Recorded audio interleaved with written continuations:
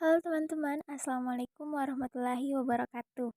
Perkenalkan, saya Anissa Nurul dengan NIM 2104045.024 dari kelas BK1C. Nah, di video kali ini saya akan menjelaskan mengenai materi komponen layanan BK komprehensif. Adapun komponen layanan BK komprehensif yang pertama yaitu layanan dasar, yang kedua layanan responsif, yang ketiga layanan perencanaan individual, dan yang keempat layanan sistem. Nah, yang pertama yang akan saya bahas yaitu layanan dasar. Layanan dasar ini merupakan proses pemberian bantuan kepada seluruh peserta didik melalui kegiatan penyiapan pengalaman terstruktur secara klasikal atau kelompok yang disajikan secara sistematis dalam rangka mengembangkan perilaku jangka panjang sesuai dengan tahap dan tugas-tugas perkembangan yang dituangkan sebagai standar kompetensi kemandirian yang diperlukan dalam pengembangan kemampuan memilih dan mengambil keputusan dalam menjalani kehidupannya. Adapun fungsi layanan dari layanan dasar ini yaitu berfungsi sebagai fungsi pemahaman. Adapun tujuan dari layanan dasar ini yang pertama yaitu memiliki kesadaran pemahaman tentang diri dan lingkungannya, pendidikan, pekerjaan, sosial, budaya, dan agama.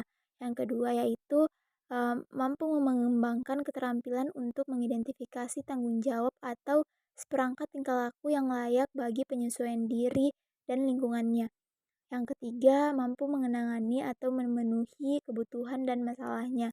Yang keempat, yaitu mampu mengembangkan dirinya dalam rangka mencapai tujuan hidupnya. Nah, fokus pengembangan layanan dasar ini mengarah pada perilaku individu yang dikembangkan dalam komponen pelayanan dasar menyangkut aspek pribadi, sosial, belajar, dan karir. Nah, di sini ada 5 strategi yang digunakan dalam pelaksanaan pelayanan dasar. Yang pertama yaitu bimbingan klasik, yang kedua pelayanan orientasi, yang ketiga pelayanan informasi, yang keempat bimbingan kelompok, dan yang kelima aplikasi instrumental.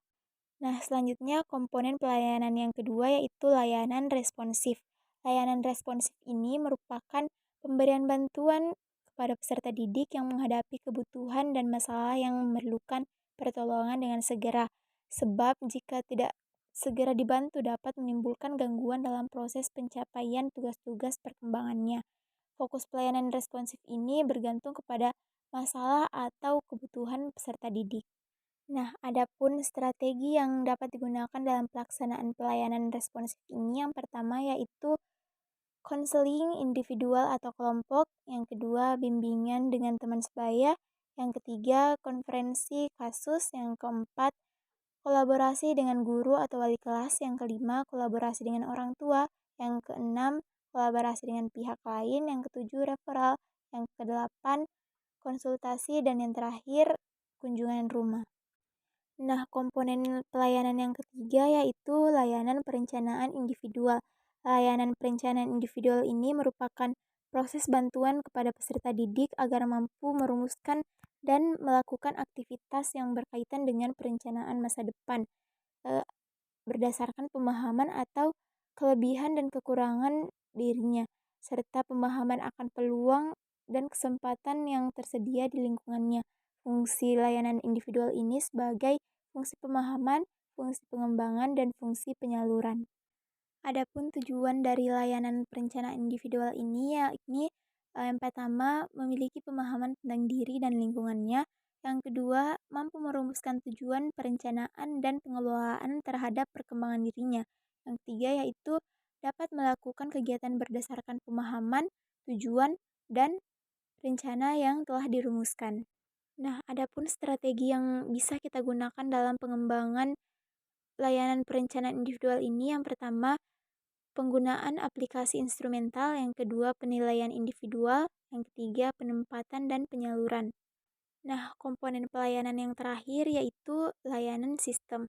Layanan sistem ini merupakan komponen layanan dan kegiatan manajemen tata kerja infrastruktur misalnya teknologi informasi dan komunikasi dan pengembangan kemampuan profesional konselor secara berkelanjutan yang secara tidak langsung memberikan bantuan kepada peserta didik atau memfasilitasi kelancaran perkembangan peserta didiknya.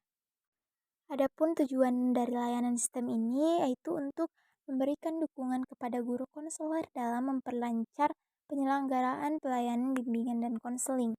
Sedangkan bagi personil pendidik lainnya adalah untuk memperlancar penyelenggaraan program pendidikan di sekolah ataupun di madrasah. Nah, adapun strategi yang bisa digunakan dalam pelaksanaan dukungan sistem ini yang pertama yaitu pengembangan jejaring dan profesi. Pengembangan jejaring menyangkut kegiatan konselor, guru pembimbing. Yang kedua ada kegiatan manajemen. Kegiatan manajemen ini merupakan upaya untuk memantapkan, memelihara, dan meningkatkan mutu program bimbingan dan konseling. Dan yang ketiga yaitu riset dan pengembangan. Kegiatan riset dan pengembangan ini merupakan aktivitas konselor yang berhubungan dengan pengembangan profesional secara berkelanjutan. Nah, itulah tadi penjelasan singkat dari saya mengenai materi komponen pelayanan bimbingan dan konseling komprehensif. Terima kasih.